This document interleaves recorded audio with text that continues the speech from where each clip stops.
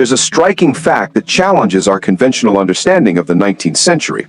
Karl Marx, one of the most influential thinkers of that era, a man whose work was dedicated to analyzing the capitalist system born in England, could not speak a word of English until he was 30 years old. This isn't some obscure detail. It's mentioned by his closest friend and collaborator, Friedrich Engels, in the preface to Marx's magnum opus, Das Kapital. Engels notes that between 1843 and 1845, when Marx was studying the works of English economists, he had to read them in French translation. At the time, the future great philosopher and economist was nearly 30, and his lack of English skills apparently didn't pose any serious problems for him. You might think this is just a biographical quirk, a minor detail, but the thing is, Marx was not an exception. The high school he attended until he was 17 had an intensive curriculum. He studied Latin, ancient Greek, and French, but English simply wasn't on the syllabus. Marx likely mastered the language only after 1849, when he was exiled first to Paris and then to London, where he would live for many years. But the fact itself is astounding. A man whose intellectual work was so deeply connected to England didn't consider it necessary to learn its language. And he wasn't alone. Similarly, future Russian writers and intellectuals didn't study English in their schools. It wasn't even part of the curriculum for the young Vladimir Lenin. And this brings us to a major, almost absurd question. How is it possible that in the mid-19th century, the language of the world's leading power, the language of the Industrial Revolution, was a language nobody seemed to need? After all, the England of that era, as we are told, already ruled the seas, having defeated every imaginable rival. Its navy was the foundation of its power. In international trade, according to Engels himself, English units of weight and volume were already widely used, and yet no one in continental Europe thought to include English in the mandatory school curriculum for educated people. One could argue that people of the past were simply not very forward-thinking, but that explanation seems too simple and unconvincing. This strange linguistic vacuum is more than just a historical curiosity. It's a clue, suggesting that the picture of the world we've come to accept might be wrong. We're used to thinking of England at that time as the undisputed leader, whose influence was total. But if even the intellectuals studying its economy could easily get by without its language, perhaps its real position was entirely different. This paradox is not an accident. It forces us to reconsider everything we know about that era. It suggests that in the middle of the 19th century, the world was structured very differently from how we've been told. And to understand how it was truly structured, we need to take a closer look at that very same England, whose language was somehow left on the sidelines of Europe's intellectual life. So we're left with a startling inconsistency. England was supposedly the ruler of the seas, the center of the industrial world, yet its language remains something of an exotic dialect, one that the best educational institutions in Europe feel no need to teach. It's like an absurd scenario where the whole world uses American technology, but no one knows a single word of English. The simplest explanation that comes to mind is to blame the short-sightedness of people in the past, to assume they were simply foolish, unable to recognize the obvious trends. But that approach doesn't hold up to scrutiny. It's not only arrogant, but also nonsensical. We're talking about the intellectual elite of Europe, the people who were advancing science, philosophy, and literature. They couldn't have been blind. Therefore, if they weren't studying English, there must have been a compelling reason. And that reason, most likely, is that our picture of England's power in the first half of the 19th century is greatly exaggerated, if not distorted. Perhaps its influence was not so all-encompassing, and its status not so undisputed. Let's look at Germany during the same period, where Marx and Engels came from.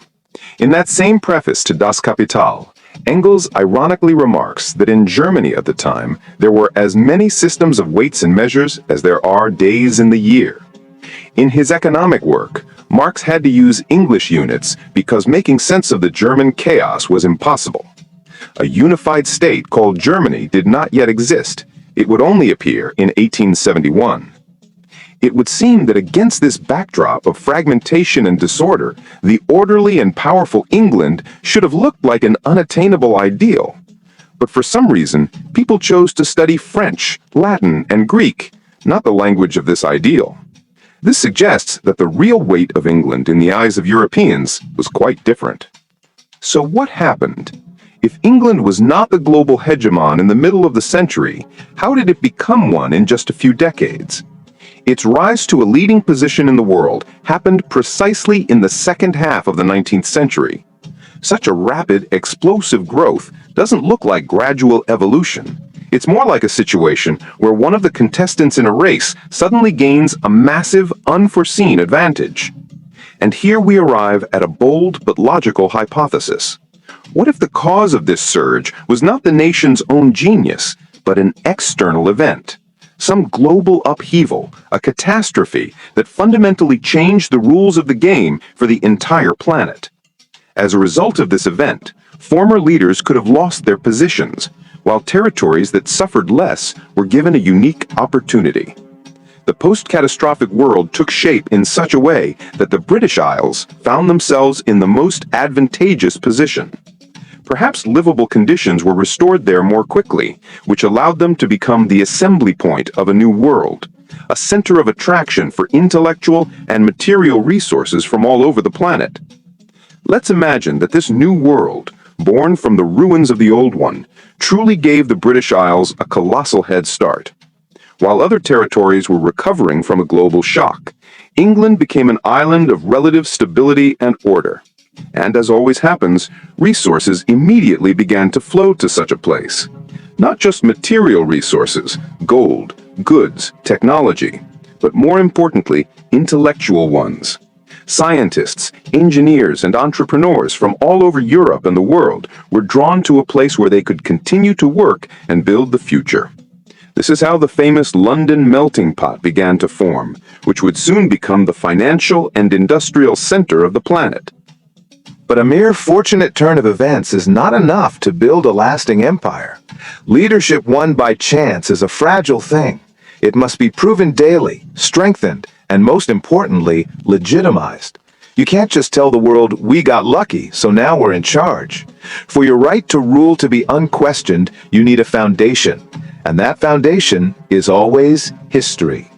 A great, continuous, and glorious history proving that your current position is not an accident, but the logical outcome of a centuries-long journey to the top.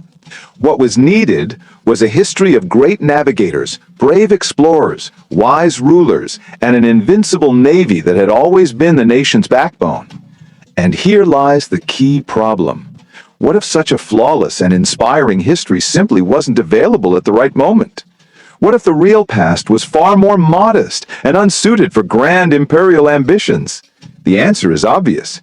If the history you need doesn't exist, you must create it. You must write it, adjust it, supplement it, and, most importantly, instill it in the public consciousness. A tremendous, meticulous effort was needed to ensure that no one around the world would ever doubt England's right to dictate its will to territories near and far.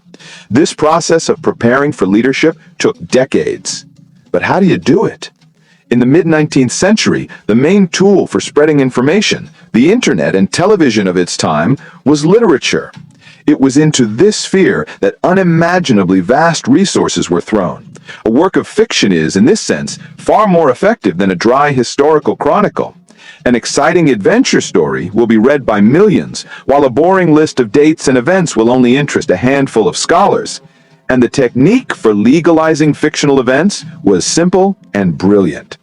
All you had to do was announce that an ancient manuscript had been accidentally discovered somewhere in the attic of an old castle or in a dusty library archive and was now being published.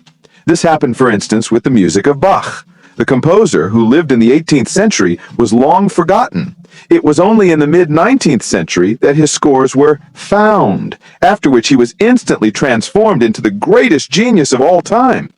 And it seems that events unfolded according to this very scenario, bringing to the forefront of world literature a mysterious and incredibly important figure for our story, a man named Daniel Defoe.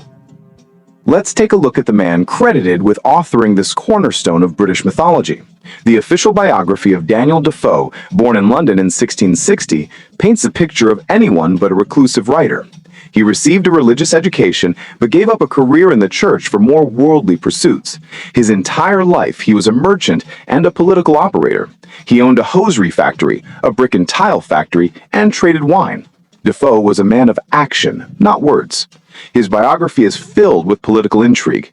He was a secret agent, working for one party and then another. He experienced highs and lows, and even spent time in debtor's prison.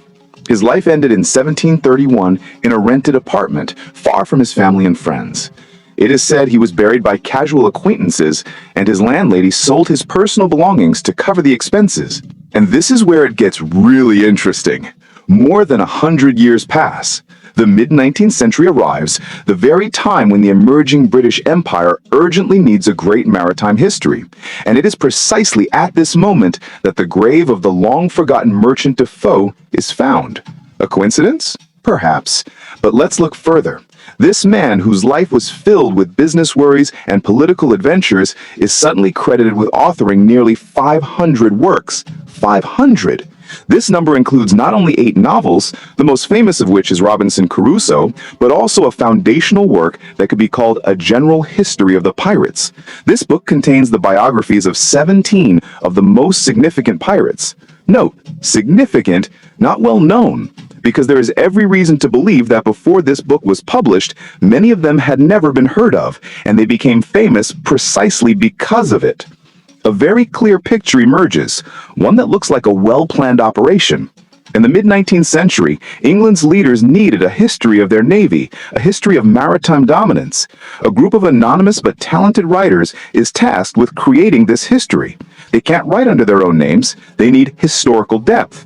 It's desirable for the books to be dated to an earlier time, say the early 18th century. But every book needs an author. After digging through surviving archives, the organizers of this project seem to have found the perfect candidate, a certain merchant named Defoe. His biography is full of blank spots. He died in obscurity, and he has no influential descendants who might object. He is the perfect ghost to whom anything can be attributed. Of course, this may all seem like a bold conjecture, a conspiracy theory. A biography, no matter how suspicious, is circumstantial evidence. But the most convincing, almost irrefutable evidence that Robinson Crusoe was written much later than its claimed date is hidden not in the murky life of its supposed author. It is printed right on the pages of the novel itself. The text contains facts, details, and knowledge that no one in the era it describes could possibly have known. These are technical and scientific anachronisms that completely give away the true time of the book's creation. Let's open the book and immerse ourselves in Robinson's world, but this time, let's look at it not as a reader, but as a forensic investigator, searching for clues. The most obvious and irrefutable fact that screams of forgery is how easily and casually the characters determine their geographical coordinates. Remember, Robinson ends up on the island after a violent storm that battered his ship for many days. But this doesn't stop him from declaring with astonishing precision that on September 30th, 1659, he set foot on an island located at a latitude of 9 degrees and 22 minutes north of the equator. 9 degrees, 22 minutes! For a person in the 17th or even 18th century, such accuracy was pure fantasy. Determining latitude in equatorial regions is an extremely difficult task in itself. You need to measure the angle between the North Star and the horizon, but near the equator, the star is barely visible. Moreover, in those days, the North Star was still quite far from the celestial pole, which introduced further errors. Now, imagine trying to take these measurements on the deck of a ship being tossed about during a storm. It's simply impossible. But the author goes even further. The text also mentions longitude coordinates. While they are given with an accuracy of a degree, this too is absolute nonsense for the era described. The problem of determining longitude at sea was the greatest navigational challenge for centuries. To solve it, an instrument was needed that could keep accurate time on the open sea, regardless of the ship's motion, humidity, and temperature changes. This device, the marine chronometer, was invented by John Harrison only in the mid-18th century, long after Daniel Defoe had passed away. And without a chronometer, any talk of determining longitude is like discussing the flow capacity of a plumbing system before the discovery of the principle of communicating vessels. It is knowledge that the era simply did not possess. And the author of the novel doesn't just mention coordinates in passing, he emphasizes them. Why? Would the story have been any less interesting if the writer hadn't included degrees and minutes? Obviously not. These details have no impact on the plot, but they serve another, far more important ideological function. They create a lasting impression in the reader's mind that English sailors as early as the 17th century possessed advanced navigational technologies, and that their navy was the most advanced and science-driven in the world. This is not an author's mistake. It is a deliberate, carefully planned move designed to retroactively reinforce the myth of England's centuries-old maritime supremacy. And this method of historical implantation, where facts from the future are embedded into the past, was not limited to literature. Remarkably, we can find traces of this very same technique in a completely unrelated story, the history of railway construction in the Russian Empire. There is a well-known and undisputed fact. The railway arrived in the city of Saratov in 1871. This is a precise date recorded in all sources. Now, pay close attention. In 1862, 9 years before this event, an official brochure was printed in a Moscow printing house under the title Regulations on Free Tickets for the Saratov Railway. This is not a typo on the title page. The text of the brochure itself makes it clear that it refers to the year 1862. It details exactly which officials and employees are entitled to free travel and how much luggage they can carry. The absurdity of the situation is that at this time, not only was there no railway, but there wasn't even a final decision on where it would run. There were different proposals, to route it south towards Commission or towards Kiritzin. How could there be any talk of free tickets and luggage allowances when engineers hadn't even finalized the route? Nevertheless, we are looking at an official document. The brochure was reviewed and approved by the censor on August 20th, 1862. To put it bluntly, what we are seeing is a forgery. This small, seemingly trivial incident with the Saratov brochure actually reveals the entire mechanics of this giant history factory. It becomes clear how meticulously every little detail related to the past was crafted. The creator's logic was simple and effective. The more minute, specific, and seemingly insignificant facts appear in historical literature and archives, the more quickly people will believe that the constructed past was real. After all, who would doubt the existence of a railway if you can hold in your hands a detailed, censor-approved regulation about its tickets? These minor details act like anchors, securing the big lie in the public consciousness. Robinson Crusoe, with its fictional degrees and minutes, is the exact same kind of brochure about a non-existent railway, just in a literary cover. Its purpose is not to entertain, but to create the illusion of a historical fact, the illusion of England's great maritime past. We don't know the specific goal of those who published the regulations for free tickets, but we can confirm the forgery itself and conclude that this was likely far from an isolated case. This was systematic work. And now that we understand the mechanism and see evidence of its application in different fields, from literature to transportation documents, the final, crucial question arises. Why was all this necessary? What was the ultimate goal of this grandiose, multi-year, and obviously very expensive operation to rewrite history? The answer to this question leads us to the event that officially cemented Britain's dominance over the entire planet. So why was this colossal, multi-year effort to create a fictional past necessary? What was the ultimate goal of this gigantic project, traces of which we find in literature and official documents alike? All these seemingly separate threads, Marx's surprising lack of English, the mysterious anachronisms in Robinson Crusoe, the fake brochure about the Saratov Railway, converge on a single point in time. That point is the year 1884, and the event is the International Meridian Conference in Washington. At this conference, more than just a technical issue was being decided. The stakes were immeasurably higher. The question being decided was where the symbolic center of the world would be located, the point on the map from which the entire planet, all nations and all ships at sea would measure space and time. To adopt a particular meridian as the prime meridian meant recognizing the country it passed through as the world leader, not just in politics or economics, but in the very coordinate system of humanity. And it was precisely to ensure that at this decisive moment, none of the participants would have a shadow of a doubt that the long, glorious, albeit fictional history of the British Navy was needed. Conferences like this are not held spontaneously. They are prepared for decades in advance. Even if the decision is known beforehand, it is necessary to create the appearance of a discussion, to prepare an irrefutable argument. And the best argument was the very history that had been so diligently written all that time. Books like Robinson Crusoe were not just entertainment.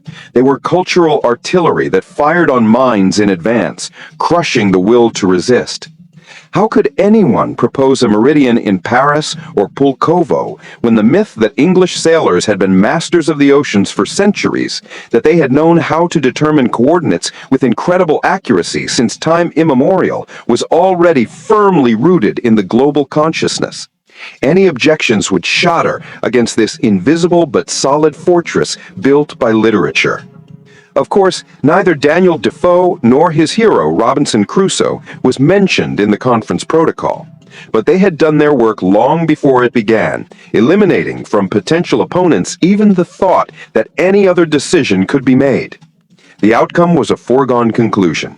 The Greenwich Meridian was adopted as the prime meridian. From that year to this day, the entire world has measured longitude from London, the center of the newly established empire. Mission accomplished. But, as often happens, in uncovering one deception, we inadvertently stumble upon another, one that is deeper and stranger. While exposing the forgery, we ourselves failed to notice that we were facing a mystery of a different scale. It is hidden in those very coordinates of Robinson Crusoe. We understood why he couldn't have known them, but we haven't yet asked the question, what if the geography described in the book points to something incredible? What if, in exposing the lie about technology, we have stumbled upon the truth of a catastrophe that changed the very face of the earth? So, London became the official center of the world. The grand operation to construct history had succeeded. It would seem we could leave it at that. The plan has been uncovered, the motives are clear, the result is recorded in protocols and on every map on the planet. But it is precisely at the moment when a mystery seems solved that the most insignificant details, discarded during the investigation, begin to glow with an unsettling light. Let's return to that very island, to the same coordinates that served as the main evidence against the official story. We proved that Robinson couldn't have known his longitude and latitude with such precision. But we made one mistake. We believed that the geography described in the book corresponded to reality, and we were only looking for technological inconsistencies. What if we look at it more closely? The author gives us very precise reference points. He writes that from Robinson's Island, one could see the island of Trinidad, located several dozen miles away. In the vicinity of the real Trinidad, there are two islands that could theoretically be the prototype. One is Grenada, but it's nearly 150 kilometers away and impossible to see. The other is the island of Tobago. It's a perfect match in terms of size and distance, less than 40 kilometers. Many researchers believe it is the very island of Robinson Crusoe. But here we face a real puzzle that turns everything upside down. The author states explicitly that Trinidad was to the northwest of Robinson's Island. But the real island of Tobago is to the northeast of Trinidad. The directions don't match. One could attribute this to a writer's error, to carelessness. But let's conduct a thought experiment. Let's trust the author and place a hypothetical Robinson's Island just as he described it, that is, southeast of Trinidad at a distance of about 40 kilometers so that Trinidad is visible to the northwest. If we do this on a modern map, then from this point, inevitably, directly ahead, the enormous continent of South America would be visible. But Robinson never once mentions that he lived for 28 years in direct sight of the mainland. The geography of the book does not match the geography of the real world. And here, stumbling upon this unsolvable contradiction, a wild, impossible, yet singularly logical thought creeps in. What if the author wasn't mistaken? What if he described with documentary accuracy what he saw? But in his time, the coordinate system itself was different. What if the compass didn't point where it points today? This question takes us beyond human conspiracies and falsifications and brings us face to face with something immeasurably larger. Has North always been North? Could there have been a shift in the Earth's geographic poles in the recent, by historical standards, past? This question remains unanswered, but it forces us to look at the entire history we have just unraveled in a completely new light. What if that global catastrophe that gave Britain its advantage was not just an economic or social event, but a geological event of planetary scale? What if the true history of our world is hidden not so much in forged documents, but in the orientation of ancient temples and fortresses that suddenly face the wrong way? An investigation that began with one strange fact from the biography of Karl Marx has led us to the threshold of a mystery capable of changing our understanding not only of the past, but of the very world we live in. And it seems this is only the beginning.